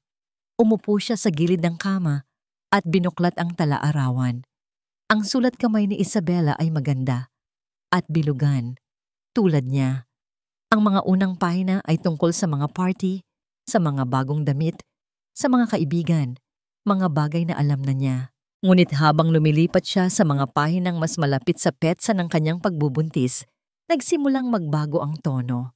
May nakilala ako ngayon sa isang art gallery. Anton! May kung anong kakaiba sa kanya. Nakikita niya ako hindi lang bilang si Mrs. De Villa. Ipinagpatuloy ni Rafael ang pagbabasa. Isang maliit na ngiti ang sumilay sa kanyang labi. Isang simpleng paghanga. Ngunit ang nangiti ay dahan-dahang naglaho. Hindi ko na mapigilan. Ang mga pagkikita namin ng palihim, ito ang bumubuhay sa akin. Ang mga yakap niya, ang mga halik niya. Sa wakas, naramdaman kong buhay ako. Ang mga salita ay tumama sa kanya na parang mga sampal. Nanlamig ang kanyang mga kamay. Ang paghinga niya ay tila bumigat. Hindi. Ito ay isang pagkakamali. Baka nobela lang ang sinusulat niya. Ngunit ang mga petsa ay totoo. Ang mga lugar ay pamilyar. Buntis ako. At hindi ko alam kung kanino. Kay Rafael ba o kay Anton? Ngunit hindi na mahalaga. Ito na ang huling tali na nag-uugnay sa akin sa gintong hawlang ito. Nabitawan ni Rafael ang talaarawan. Bumagsak ito sa sahig. Bukas, tumingin siya sa kakawalan. Ang kanyang isip ay ayaw tanggapin ang kanyang nababasa. ang perpektong asawa, ang martir na ina. Lahat ay isang kasinungalingan. Nanginginig ang mga kamay niyang dinampot muli ang talaarawan. Kailangan niyang malaman ang lahat. Kailangan niyang saksakin ang sarili niya ng buong katotohanan. May plano na kami. Pagkapanganak ko, aalis na kami. Pupunta kami sa Europa. Magsisimula kami ng bagong buhay. Kailangan lang namin ng pera. At pagkatapos, ang huling suntok, ang salitang nagpagguho sa buong pundasyon ng kanyang mundo. Gagamitin ko ang kwintas na diamante. Ang paborito raw ng lola niya. Tiket ko yon papunta sa kalayaan. Madali ko itong maibibenta. Hindi naman siguro mapapansin agad ni Rafael na nawawala ito. Masyado siyang abala sa kanyang kumpanya. Kwintas. Ang kwintas. Ang kwintas na ipinantanggal niya kay Lyra. Ang kwintas na balak palang ipagkanulo sa kanya ni Isabela. Isang tunog ang kumawala sa kanyang lalamunan. Isang pinaghalong sigaw at hikbi. Ang sakit ay napakatindi, halos pisikal. Nilinlang siya, niloko. At ang babaeng inakala niyang inosente, ang babaeng pinalayas niya, ay biktima ng isang kasalanang hindi niya ginawa. Binuklat niya ang huling pahina na may sulat. Ang huling entry ni Isabela, ilang araw bago ito manganak. At doon, ang huling pako sa kanyang kabaong. Alam ni Remedios ang lahat. Nag-aalala siya para sa akin, ngunit nangako siyang tutulungan niya akong magimpake ng palihim. Napakatapat niya talaga sa akin. Remedios, Yaya Meding. Biglang tumahimik ang lahat. Ang pag-iyak ng mga bata, ang tunog ng kanyang paghinga, ang tibok ng kanyang puso. Lahat ay nawala. Ang tanging natira ay isang nakakapasong kaliwanagan. Alam ni Yaya Meding, alam niya ang lahat mula pa sa simula. Alam niya ang tungkol sa kalaguyo. Alam niya ang tungkol sa plano. Alam niya ang tungkol sa kwintas. Itinago niya ang katotohanan. Ipinagtanggol niya ang isang kasinungalingan. At sinira niya ang isang inosenteng tao para lang mapanatili ang kasinungalingang yon. Dahan-dahang isinara ni Rafael ang talaarawan. Ang tunog ng pagsara nito ay matalas at marahas. Sa katahimikan ng silid, tumayo siya. Ang sakit at pighati sa kanyang mukha ay nawala. Ang napalit dito ay isang bagay na mas malamig, mas madilim, at mas nakakatakot. Isang kalmadong galit.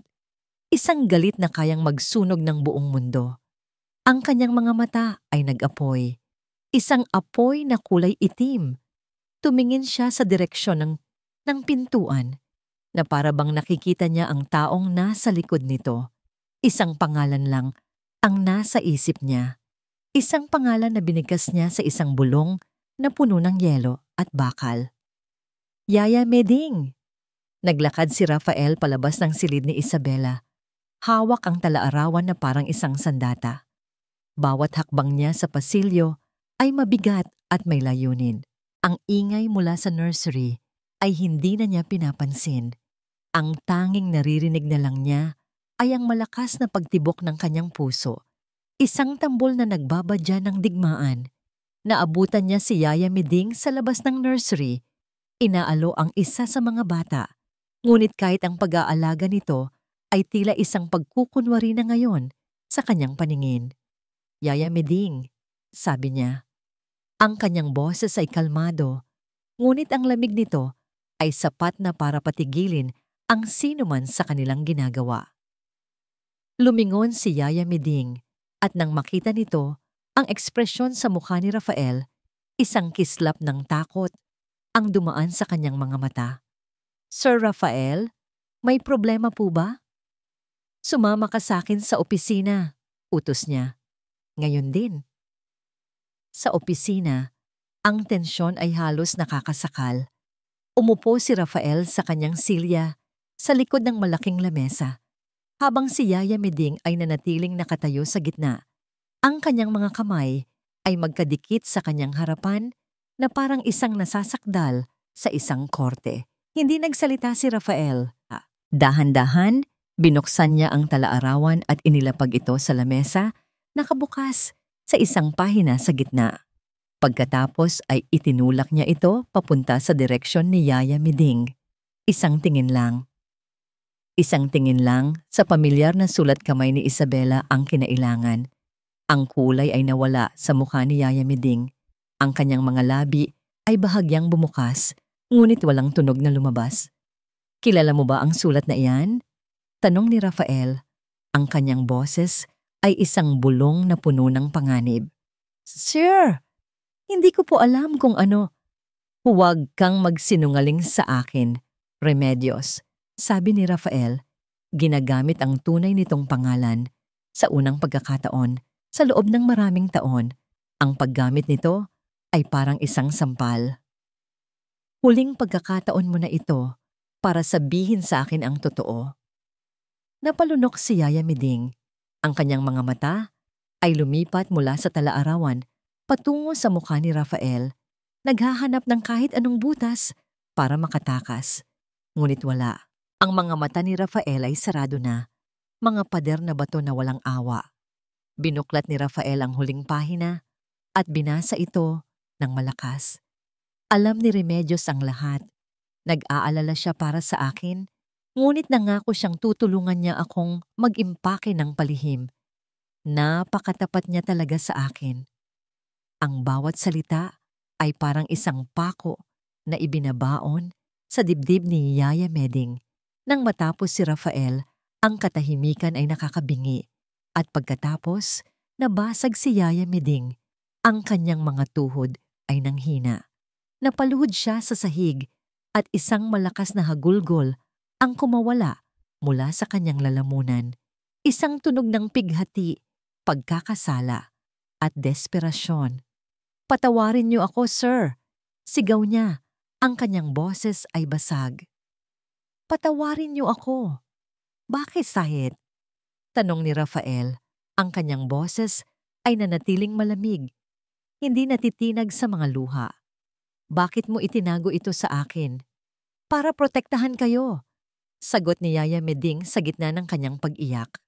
Mahal na mahal ko kayo, Sir Rafael. Mula pagkabata. Kayo na ang inalagaan ko. Ayokong makita kayong masaktan. Si Senyora Isabela.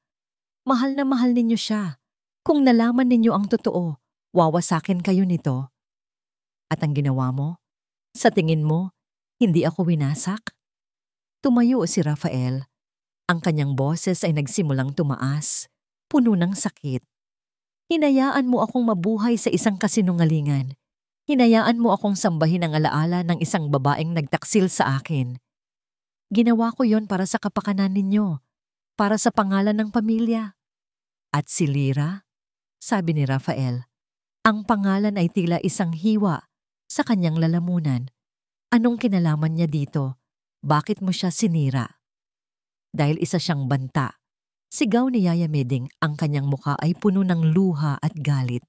Nakita ko kung paano kayo tumingin sa kanya.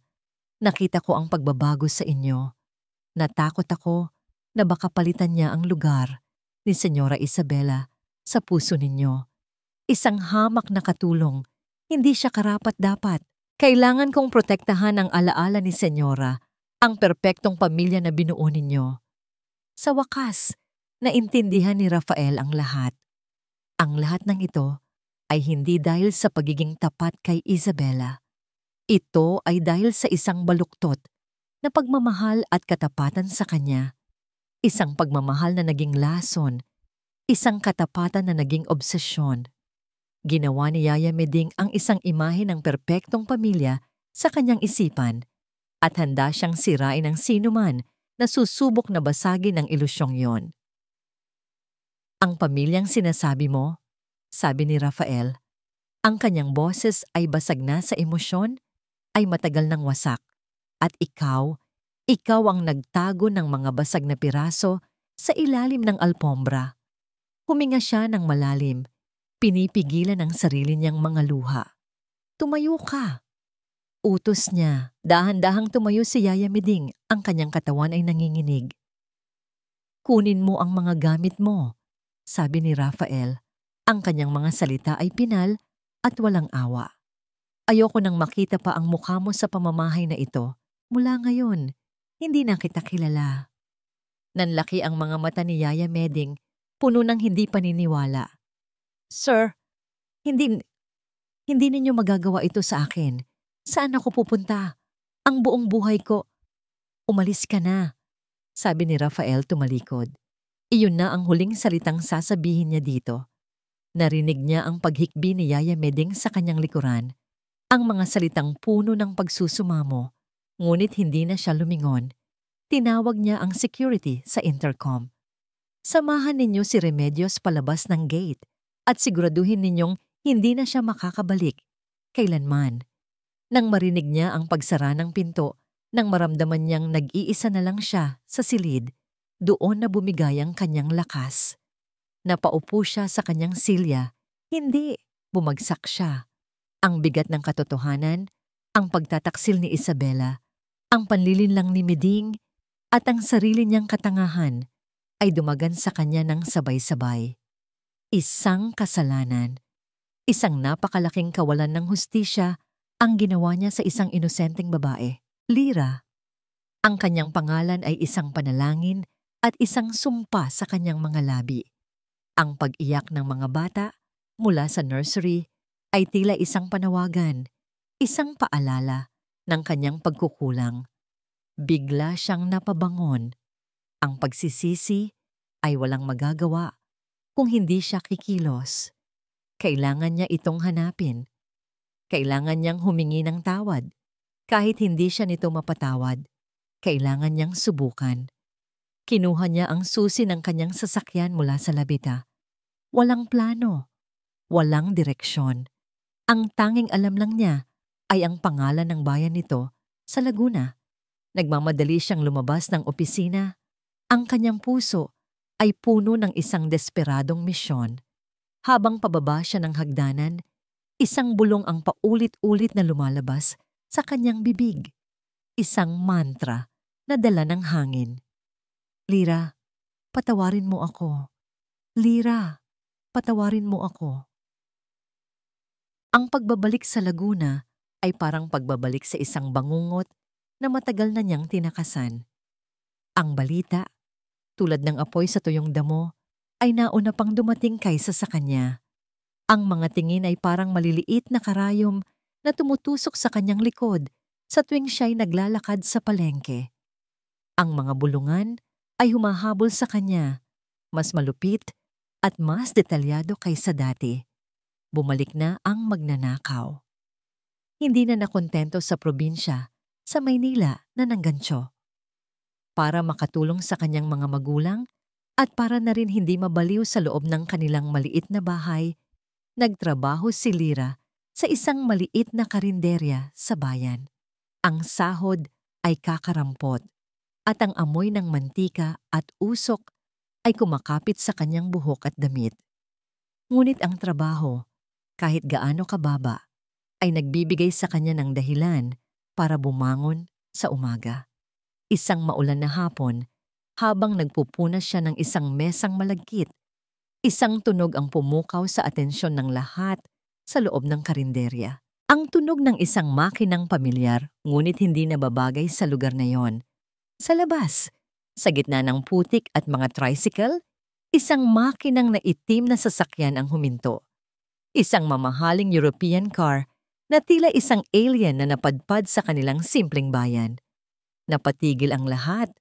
Ang mga kumakain ay napatingin. Maging si Aling Nena, ang may-ari ng karinderya, ay napadungaw. Bumukas ang pinto ng sasakyan at mula rito, lumabas ang isang figura na nagpatigil sa pagtibok ng puso ni Lira. Si Don Rafael de Villa. Ang kanyang mamahaling suit ay bahagyang basa na ng ambon. Ang kanyang buhok ay magulo. Ngunit ang pinakanapansin ni Lira ay ang kanyang mga mata. Mga matang puno ng pagod, puyat, at isang desperasyon na hindi pa niya nakita dati. Para siyang isang taong naglakbay ng napakalayo, hindi lang sa distansya, kundi sa emosyon. Ang kanilang mga mata ay nagtama. Ang basahan ay nahulog mula sa kamay ni Lira. Ang unang pumasok sa isip niya ay takot. Anong ginagawa niya dito? Para ipahuli ako? Para lalo akong ipahiya? Tumalikod siya at mabilis na naglakad papasok sa kusina. Hindi. Ayaw na niya. Tapos na siya. Lira! Ang tawag nito ay umalingaw-ngaw sa buong karinderya. Narinig niya ang mga bulungan ng mga tsismosa. Naramdaman niya ang kanilang mga matang nakatutok sa kanya. Lira, sandali lang. Mag-usap tayo. Sabi ni Rafael. Nakasunod na pala ito sa kanya hanggang sa bungad ng kusina. Umalis na po kayo, sir. Sabi ni Lira. Hindi lumilingon. Ang kanyang boses ay nanginginig. Wala na po tayong dapat pag-usapan. Meron, Lira. Please, kahit 5 minuto lang. Humarap si Lira. Ang kanyang mukha ay basang-basa na ng luha na hindi niya namalayang pumatak. Para ano pa, sir? Para muli akong pagbintangan? Para muli akong saktan? Tama na po. Sobra na. Ang sakit sa kanyang boses ay tila isang sampal kay Rafael na paatras ito ng bahagya. Ang dating CEO na puno ng awtoridad ay nawala. Ang nasa harap niya ay isang lalaking basag, isang lalaking nagsusumamo. May kinuha ito mula sa loob ng kanyang coat, isang papel. Hindi ako naparito para saktan ka. Naparito ako para dito. Iniabot nito ang papel. Nag-aalangan man, kinuha ito ni Lira. Binuklat niya. Ito ay isang sinumpaang salaysay. Isang confession. Ang pangalan sa ilalim ay hindi kanya, kundi ng dati niyang kasamahan sa bahay na pinagtrabahuhan niya noon. Nakasulat doon ang pag-amin nito na siya ang kumuha ng alahas at itinuro lang si Lira dahil sa inggit. May selyo ito ng isang abogado at ng presinto ng pulis. Napatingin siya kay Rafael, naguguluhan. Pinahanap ko siya, mahinang sabi ni Rafael. Pinahanap ko ang totoong nagnakaw para malinis ang pangalan mo, hindi lang sa hacienda, kundi dito, sa bayan ninyo. Hindi makapagsalita si Lira. Ang kasalanang matagal na niyang pinapasan, ang aninong sumira sa kanyang buhay ay biglang nawala. At ang taong gumawa niyon ay ang parehong taong nagpalayas sa kanya. Hindi iyan ang lahat. Pagpapatuloy ni Rafael, ang kanyang boses ay basag. Lira, nalaman ko na ang lahat. Ang tungkol sa kwintas, ang tungkol kay Isabela, ang tungkol kay Yaya Meding. At doon, sa gitna ng amoy ng bawang at mantika, ikinuwento ni Rafael ang lahat. Ang tungkol sa talaarawan, ang pagtataksil ng kanyang asawa, ang panlilinlang ni Yaya Meding na nag-ugat sa isang baluktot na katapatan, at higit sa lahat, ang kanyang sariling katangahan at kawalan ng tiwala. Wala siyang itinago. Wala siyang ginawang dahilan. Inamin niya ang lahat ng kanyang pagkakamali, ang kanyang pagiging duwag. Nang matapos siya, ang tanging maririnig lang ay ang tunog ng ulan sa labas at ang kanilang mga hininga. Pinalayas ko na si Yaya Meding, sabi niya. Lira, bumalik ka na. Hindi bilang yaya, hindi bilang katulong. Lumapit ito, isang hakbang. Bumalik ka dahil kailangan ka namin. Kailangan ka ng mga anak ko. At kailangan kita. Ang mga salitang yon ay nakabitin sa hangin. Mas mabigat kaysa sa anumang alahas. Tinitigan siya ni Lira. Ang kanyang puso ay isang magulong larangan ng digmaan. Ang galit ay naroon pa, ngunit naroon na rin ang awa. Ang sakit ay naroon pa, ngunit sumisibol na rin ang pag-unawa. Binigyan siya nito ng hustisya na hindi niya kailanman inasahan. Inalok siya nito ng isang pangarap na hindi niya kailanman pinangahasan. Ngunit ang sugat, napakalalim ng sugat. Ang tiwala, kapag nabasag, ay hindi basta-basta nabubuo. Itinaas niya ang kanyang tingin, diretso sa mga mata ni Rafael na puno ng pag-asa at pagsisisi. Ang mga luha ay muling dumaloy sa kanyang mga pisngi, ngunit sa pagkakataong ito, Hindi dahil sa sakit, kundi dahil sa bigat ng desisyong nasa harapan niya. Isang tanong lang ang lumabas sa kanyang bibig. Isang tanong na magtatakda ng kanilang kinabukasan. Paano ko kayo mapagkakatiwalaan ulit? Ang tanong na yon, paano ko kayo mapagkakatiwalaan ulit, ay hindi nasagot ng mga salita. Sinagot ito ng mga gawa. Ilang buwan ang lumipas. Ang tag-ulan ay napalitan na ng malamig na simoy ng Disyembre at ang Hacienda de Villa ay natutong tumawa muli. Hindi naging madali ang pagbabalik ni Lira. Ang mga unang linggo ay puno ng alinlangan ng mga pader na dahan-dahan niyang ibinababa habang si Rafael naman ay matiyagang winawasak ang mga ito. Hindi sa pamamagitan ng puwersa, kundi sa pamamagitan ng walang sawang pagpapakita ng pagsisisi at pagbabago. Pinatunayan nito ang kanyang tiwala araw-araw sa mga simpleng bagay, sa paraan ng pagtingin nito sa kanya kapag nag-aalaga siya ng mga bata, sa pagtatanong nito ng kanyang opinyon sa mga bagay-bagay sa pamamahay, at sa pagtiyak nito na ang bawat empleyado mula sa hardinero hanggang sa kusinera ay tinatrato siya ng may paggalang. Ang bulungan ay napalitan ng paghanga. Ang pagdududa ay napalitan ng respeto. Ngayon, habang nakaupo si Lira sa malawak na hardin, pinapanood ang 5 malulusog na bata na gumagapang sa malambot na damo. Isang ngiti ang hindi maalis sa kanyang mga labi. Ang mga bata, na malapit ng mag-1 taon, ay hindi na umiiyak. Ang kanilang mga halakhak ay ang bagong musika ng mansyon. Rosario, dahan-dahan lang, sabi niya habang pinipigilan ang isa sa mga sanggol na isubo ang isang bulaklak. Isang anino ang tumakip sa kanya. Nang tumingala siya, nakita niya si Rafael. May dalang 2 baso ng malamig na juice. Ang dating CEO na laging nakakunot ang noo ay ngumingiti na ngayon. Ang pagod sa kanyang mga mata ay napalitan ng isang liwanag na para lang sa kanya nakalaan. Mukhang kailangan ng mga sundalo mo ng reinforcement. Biro nito. Umupo sa damuhan sa tabi niya. Kinuha nito si Ramon na gumagapang palapit at inilagay sa kanyang mga tuhod. Hindi na sila sundalo, sagot ni Lira, tumatawa. Mga maliliit na higante na sila na gustong sirain ang buong hardin. Nagtawanan sila, isang tunog na dati imposible sa lugar na ito. Ang kanilang samahan ay naging isang komportableng sayaw, isang pag-unawa na hindi na nangangailangan ng maraming salita. Kinabukasan, ipinatawag ni Rafael ang lahat ng tauhan sa mansyon. Nakatayo sila sa malaking sala, nagtataka kung ano ang mahalagang anusyo. Tumayo si Rafael sa paanan ng hagdanan at sa tabi niya, hawak ang kanyang kamay, ay si Lira. Huminga ng malalim si Rafael at nagsalita. Ang kanyang boses ay malinaw at matatag. Pinatawag ko kayong lahat ngayon dahil meron akong mahalagang sasabihin. Simula niya, marami nang pinagdaanan ng pamamahay na ito. Maraming kalungkutan at pagkakamali. Ang kanyang mga mata ay lumingon kay Lira, puno ng pagmamahal. Ang babaeng katabi ko, si Lira Almario, ay dumating dito sa gitna ng kadiliman at nagdala ng liwanag.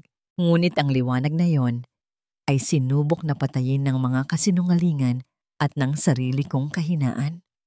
Humihingi ako ng tawad sa inyong lahat sa naging parte ninyo sa sakit na dinanas niya. Isang katahimikan ang bumalot sa silid. Ang ilan sa mga katulong ay napayuko sa hiya. Ngayon, pagpapatuloy ni Rafael, oras na para simulan ang bagong kabanata. Sa susunod na linggo, si Lira at ako ay magpapakasal. Mula sa araw na yon, hindi na siya si Lira Almario. Siya na ang magiging Senyora Lira de Villa, ang ina ng aking mga anak at ang ilaw ng tahanang ito. Ang respeto na ibinibigay ninyo sa akin ay ang respeto na hinihiling kong ibigay ninyo sa kanya. Pagkatapos ng sandaling pagkabigla, isang palakpakan ang nagsimula. Pinangunahan ni Doris, nang ngayon ay isa na sa pinakamalapit na kaibigan ni Lira. Ang palakpakan ay lumakas, na puno ng tunay na saya at pagtanggap. Ang kasal ay simple, tulad ng kanilang pag-ibig. Ginanap ito sa maliit na kapilya sa loob ng hasyenda. Ang mga bisita ay iilan lang, ang mga magulang ni Lyra na hindi maipinta ang galak sa kanilang mga mukha.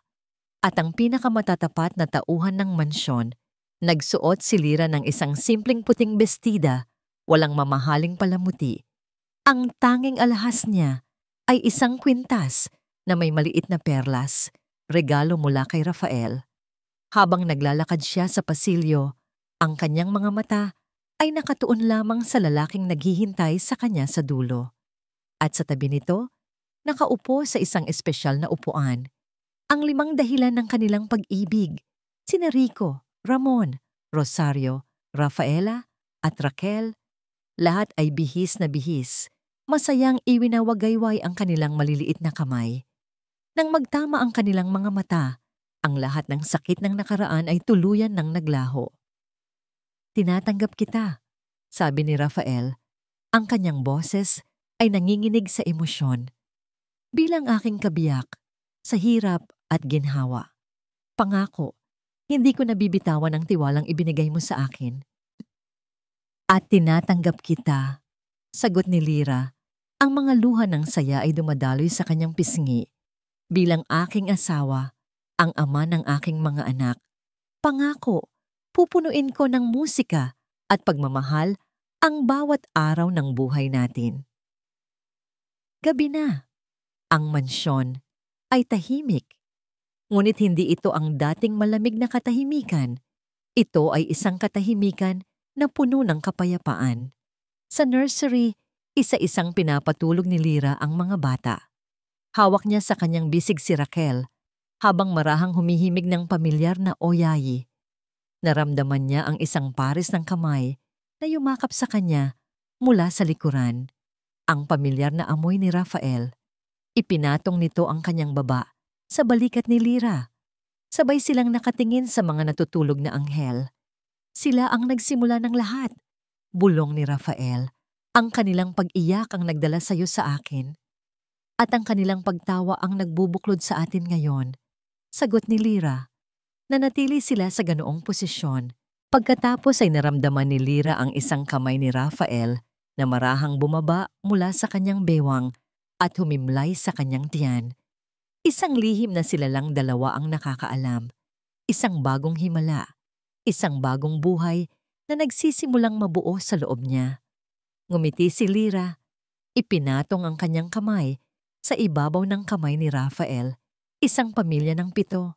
Hindi, 8 na pala. Hinalikan ni Rafael ang kanyang sentido. Ang kanyang hininga ay mainit at puno ng pagmamahal. "Salamat sa iyong himig. Mahal ko." Bulong nito. "Salamat dahil binigyan mo ng bagong kanta ang buhay ko."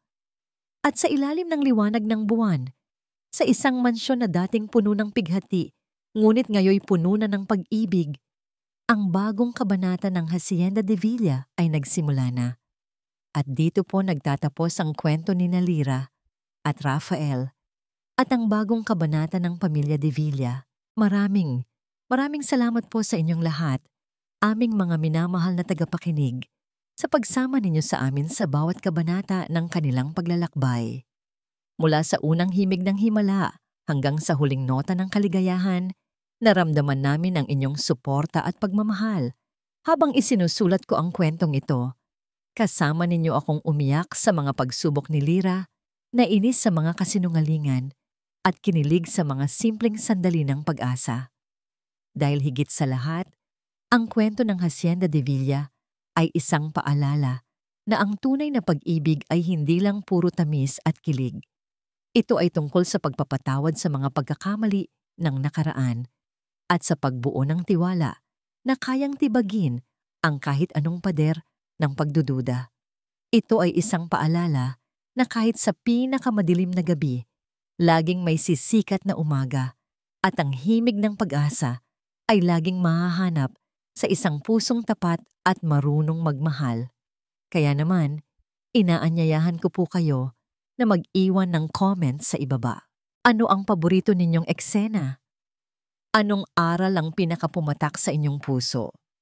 Nais naming marinig ang inyong mga saloobin.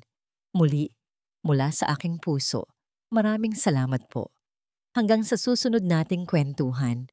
Nagmamahal, kilig bawat sandali.